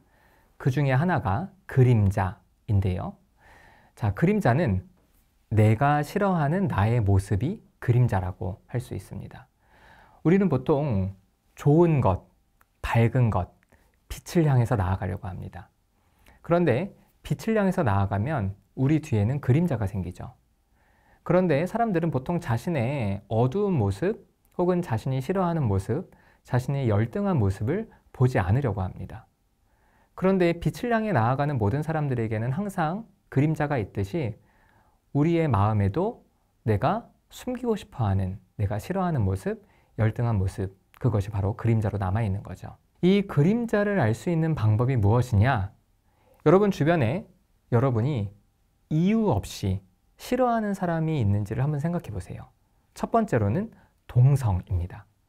남성분들은 주변의 남성들 중에서 저 사람 너무 싫다. 근데 그 사람이 싫은 이유를 생각해 보니까 나랑 아주 크게 트러블이 있었던 것도 아니에요. 나한테 뭔가 큰 어떤 사건, 이 사람이 있어서 이 사람과 틀어진 게 아니라, 물론 갈등은 있을 수 있지만 이 정도까지 싫어하는 감정을 불러일으키는 그런 갈등도 아니었고요. 혹은 뭐 갈등 없이 그냥 대면 인사만 하는 사람인데도 막 목소리만 들어도 짜증나고 꼴 보기 싫은 이제 그런 동성이 있는지를 찾아보십시오. 여러분이 그 사람이 이유 없이 싫은 이유는 그 사람이 여러분의 그림자를 반영하고 있기 때문입니다. 그러니까 무슨 얘기냐? 바로 그 사람이 여러분의 모습이라는 거예요. 제가 이 이야기를 처음 들었을 때, 이제 학부 때 수업에서 처음 들었는데요. 교수님이 그러시는 거예요. 주변의 동성 중에 이유 없이 싫은 사람을 떠올려 보세요 라고 했을 때 제 머릿속에 떠오른 한 명의 형이 있었습니다. 저는 군대를 갔다가 복학을 한 상태여서 그 수업을 들었는데요. 복학을 해서 보니까 제 후배인데 군대를 갔다 오고 좀 나이가 있는 상태에서 학교에 들어온 형이에요. 그러니까 학번은 제가 높은데 나이는 그분이 많아서 제가 그냥 이렇게 목례하면서 형 안녕하세요 이 정도만 좀 인사를 하는. 근데 이제 그분도 제가 선배니까 네 선배님 이 정도로 이렇게 별로 친하지도 않은 사람이었는데 교수님이 그 말씀을 하실 때 그 형이 딱 떠오르는 거예요. 그러면서 교수님이 하시는 말씀이 그 사람의 모습이 바로 여러분의 모습이다. 그때 너무 저는 화가 나더라고요. 싫어하는 사람 떠올리라 그래서 떠올렸더니 그 사람이 내 모습이라고? 근데 그 교수님이 뭐라 그러시냐면은 너네가 그거를 못 받아들이겠으면 그 사람과 너희를 모두 알고 있는 제3자에게 물어봐라. 그래서 저는 그때 자신이 있었어요. 아, 그 형이랑 나랑은 다르지. 그래서 제가 그 수업을 듣지 않는 다른 제 동기에게 물었습니다. 그 형이랑 나랑 혹시 좀 뭐 비슷하니? 너 그 형이랑 되게 비슷해? 이렇게 얘기를 하는 거예요. 저는 그때 충격을 아직도 잊을 수가 없습니다. 근데 사실은 제가 그 형이 되게 싫은 이유가 일단 목소리 톤이 높아요. 그리고 또 이렇게 삶에 대한 태도가 좀 너무 진지하지 못하고 너무 가벼워서 아, 이 사람 참 가볍다, 별로다라고 생각했는데 저를 오랫동안 봐온 친구도 저에게도 그런 모습이 있다고 하는 겁니다. 제 모습을 객관화해서 보기 시작을 했습니다. 그랬더니 인정이 되더라고요. 여러분이 이유 없이 싫은 사람이 있습니까? 그 사람이 동성이라면 그것은 바로 여러분의 그림자를 반영해 주는 겁니다. 동성에게만 해당이 되냐? 네. 융이 말하기를 그림자는 동성에게 투사가 된다. 동성에게서 찾을 수 있다라고 이야기를 했는데요. 이성에게서도 찾을 수 있는 개념이 있습니다. 내 안에 억압된 이성성, 그것을 아니마, 아니무스라고 얘기를 합니다. 남성들에게는 억압된 이성성을 아니마라고 이야기를 하고요. 여성들에게는 억압된 이성성, 억압된 남성성을 아니무스라고 합니다. 편입해서 알게 된 친구 한 명이 있어요. 근데 이 친구는 아무튼 여자 친구였는데 굉장히 좀 의존적이에요. 그래서 같이 뭔가 동아리를 정할 때 같이 이렇게 어울려 다니는 친구들 중에 있었는데 그 동아리를 가입하러 갔을 때 외부의 연합 동아리였어요. 그래서 이 친구랑 이제 같이 앉는데 이 친구가 저한테 그러는 거예요. 오빠 어떤 동아리에서 이게 모임들을 설정해야 되는데 어떤 모임을 할 거예요? 그러는 거예요. 그래서 글쎄 나 A 할까? B 할까? 잘 모르겠는데. 그래서 제가 그랬어요. 너는 뭐 할 건데? 라고 했더니 이 친구가 하는 말이 저는 오빠 하는 거 할래요. 그러는 거예요. 그래서 제가 뭐? 왜? 너 하고 싶은 거 해. 그렇게 얘기했더니 자기는 여기 아는 사람이 별로 없어서 오빠 하는 걸 하겠다. 보통 여러분 이런 얘기 들으면 많은 분들은 야, 걔가 너 좋아하는 거 아니야? 그러잖아요. 전혀 아니었거든요. 같이 학교 생활을 했지만 그런 느낌이 전혀 없었는데 이 친구가 좀 낯선 상황에서 뭔가를 선택해야 되고 아는 사람이 없으니까 갑자기 저한테 의지하려고 하는 게 확 느껴지니까 순간 너무 화가 나는 거예요. 사실 생각해보면은 그렇게 화날 일은 아닌데 그래도 이 친구가 자기가 어디 빨리 가야 되니까 그 어떤 모임을 할지 종이에 써서 내야 되는 그 종이를 저한테 주면서 오빠가 선택하는 걸 자기 종이에도 써서 같이 내라는 거예요. 제가 그때부터 걔랑 손절을 했습니다. 너무 싫은 거예요. 너무 혐오스럽고 마치 걔가 제 어깨에 올라타 있는 듯한 어떤 불쾌감이 너무 드는 거예요. 공부를 할수록 융의 이론을 들여다볼수록 내 안에 억압된 이성성.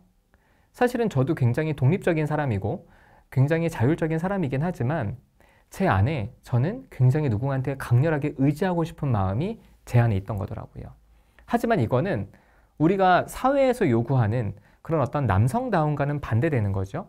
그러니까 나는 의지하지 않아, 나는 의존하지 않아, 나는 독립적이야 라는 생각 때문에 제 안에 되게 약하고 의지하고 싶은 거를 제가 사실은 억압을 해놨던 겁니다. 이유 없이 싫은 사람, 그 사람이 동성이라면 그 사람은 여러분의 그림자를 반영하고 있고요. 이유 없이 싫은 사람, 그 사람이 이성이라면 여러분의 아니마 혹은 아니무스를 반영하고 있는 겁니다. 하지만 꼭 기억하실 거는 그 모습도 바로 우리의 모습이라는 거죠.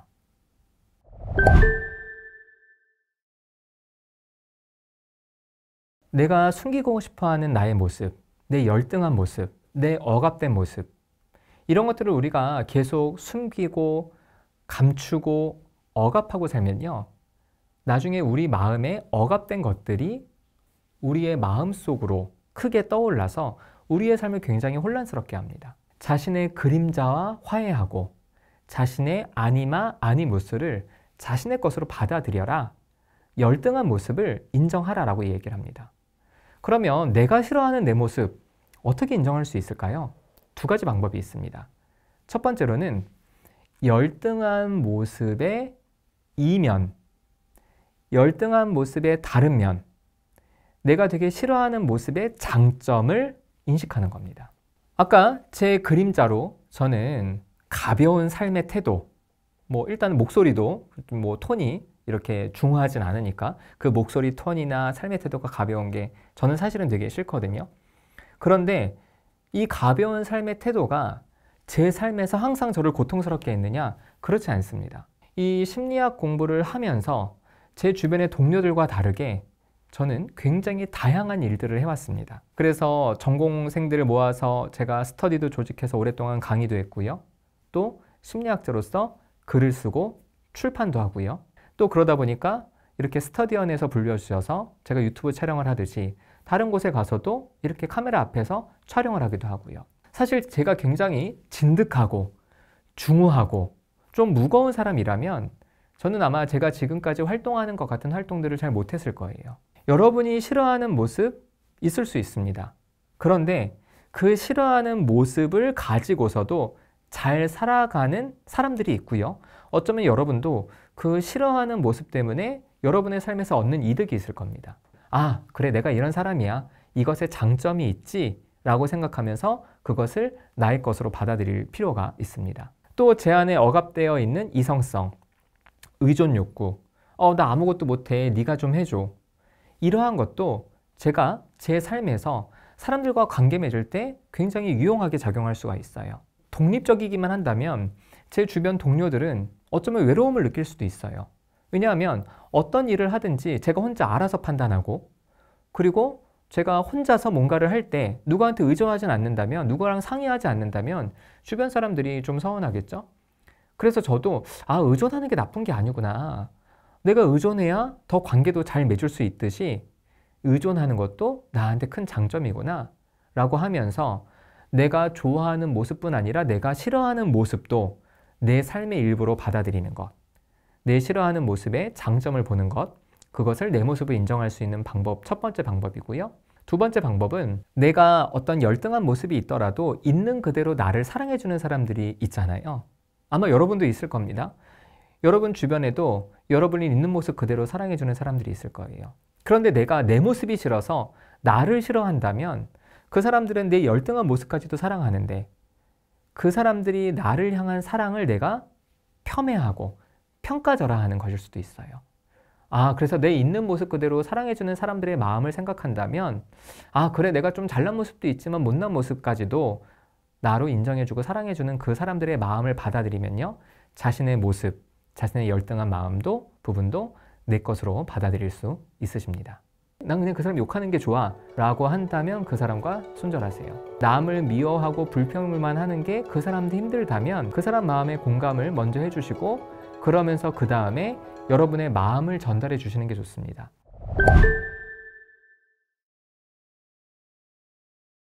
매사에 부정적이고 남을 미워하고 남을 헐뜯고 또 매사에 불평불만하는 사람들 여러분 주변에 있으실 겁니다. 근데 사실 이렇게 부정적인 사람과 같이 시간을 보내면 굉장히 에너지가 많이 쓰이죠. 왜냐하면 긍정적인 것보다 우리의 마음은 부정적인 것에 더 예민하게 반응하게 됩니다. 여러분 친구들끼리 모여서 서로 칭찬하게 한번 놀이를 해보세요. 10분도 못합니다. 그런데 서로 헐뜯기 놀이를 해보세요. 10시간도 할 수 있습니다. 왜냐하면 인간의 뇌가 부정적인 것에 굉장히 예민하게 반응하고 있기 때문에 그래요. 그런데 하지만 나는 별로 부정적인 얘기를 하고 싶지 않은데 제가 계속 부정적인 얘기를 해요. 자, 이런 사람 어떻게 대해야 될까요? 이런 사람을 여러분이 대할 때 꼭 기억하셔야 될 것은 그 사람을 여러분이 동정 어린 눈으로 바라보는 것이 중요합니다. 자, 무슨 얘기냐?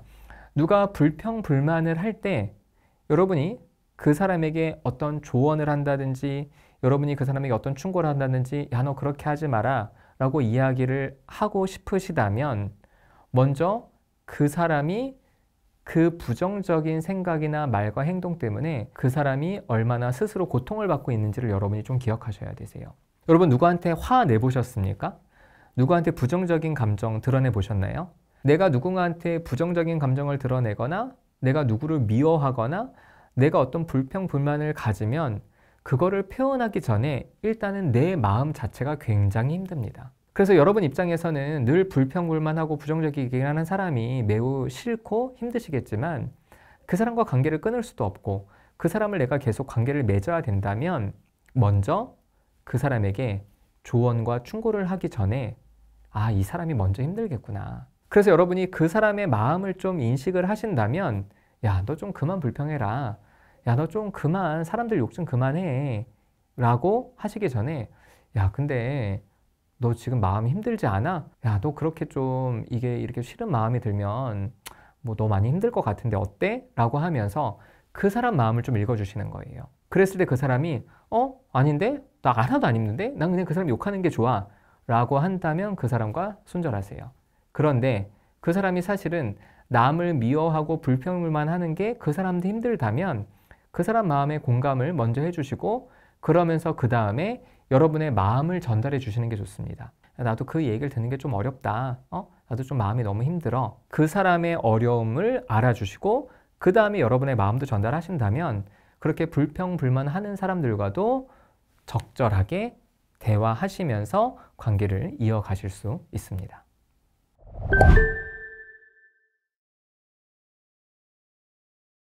이유 없이 우리가 다른 사람이 싫을 때는 내 마음에 왜 저 사람을 싫어하지? 라고 점검해 보면 되는데요. 반대로 누가 나를 미워하는 것 같은데 내가 그 이유를 알지 못하겠어요. 사실은 우리가 미움을 받는 것도 굉장히 힘든데 저 사람이 나를 왜 미워하는지 모른다면 그것만큼 아주 힘든 일이 없죠. 만약에 여러분이 직접 가서 질문을 할 수 있다면 물어보시는 게 제일 좋습니다. 아, 그런데 좀 이렇게 왜 이렇게 저를 좀 미워하세요? 라고 물을 수 있으면 제일 좋고요. 그리고 그때 그 사람이 아, 본인의 이런 모습 때문에 난 본인이 너무 싫어요 라고 말할 수 있으면 듣고 이해하고 뭘 좀 바꿔보든지 그 사람 마음에 공감하든지 하면 해결할 수 있긴 하겠지만 사실 이유 없이 나를 미워하는 사람들과 직접적으로 소통을 하기는 어렵고 우리가 대화를 시도한다고 하더라도 그 사람에게서 정확한 답변을 듣기는 또 어렵죠. 그래서 소통도 안 되고 대화도 안 되고 이유가 뭔지 모를 때는 우선 여러분 주변에 있는 사람들에게 도움을 요청해 보시는 겁니다. 어떤 도움을 요청하느냐? 저 사람이 나를 미워할 만한 이유가 뭐가 있을지 제3자의 눈으로 여러분을 보시는 게 필요합니다. 사실 우리는 내 모습을 스스로 보지는 못합니다. 여러분이 아침마다 여러분의 모습을 보기 위해서 거울 앞에 서시죠. 거울을 통해서 우리의 외형을 알 수 있듯이 우리의 말과 행동, 내 마음, 삶의 태도는 마음의 거울이 필요합니다. 그 마음의 거울은 바로 다른 사람들입니다.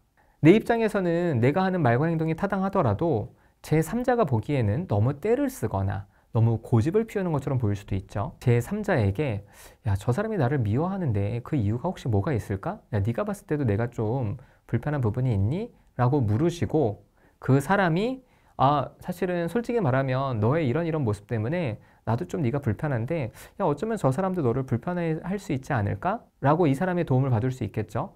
그래서 여러분이 기꺼이 여러분의 주변 사람을 위해서 여러분의 부족한 부분, 좀 안 좋은 부분을 고칠 수 있다면 고치시는 것 추천합니다. 마치 거울을 보고 우리가 옷 매무새를 고치듯 다른 사람의 반응을 통해서 나를 조금 바꿔볼 수 있다면 그것도 좋겠죠. 그 사람이 여러분을 미워하든 좋아하든 상관없이 그 사람과 무관하게 여러분의 삶을 한 걸음 한 걸음 제대로 살아나가시는 것.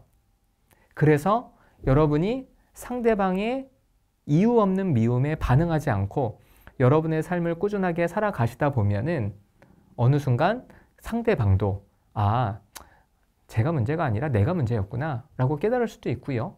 그 사람이 깨닫지 못한다고 하더라도 여러분은 크게 그 사람의 영향을 받지 않고 여러분의 삶을 살아가실 수 있게 됩니다.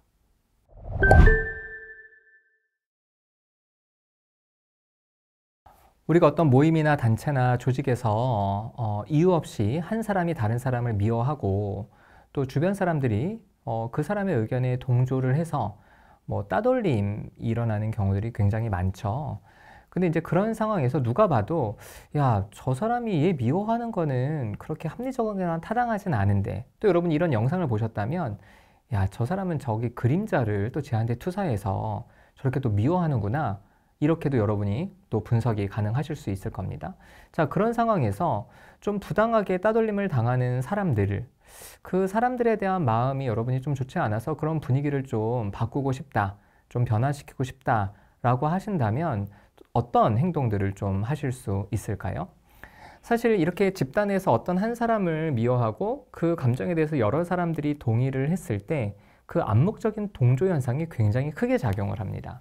근데 심리학자들의 연구 결과 그 동조 현상을 깰 수 있는 가장 강력한 방법은 다수를 이길 수 있는 소수의 가장 강력한 방법은 일관된 의견입니다.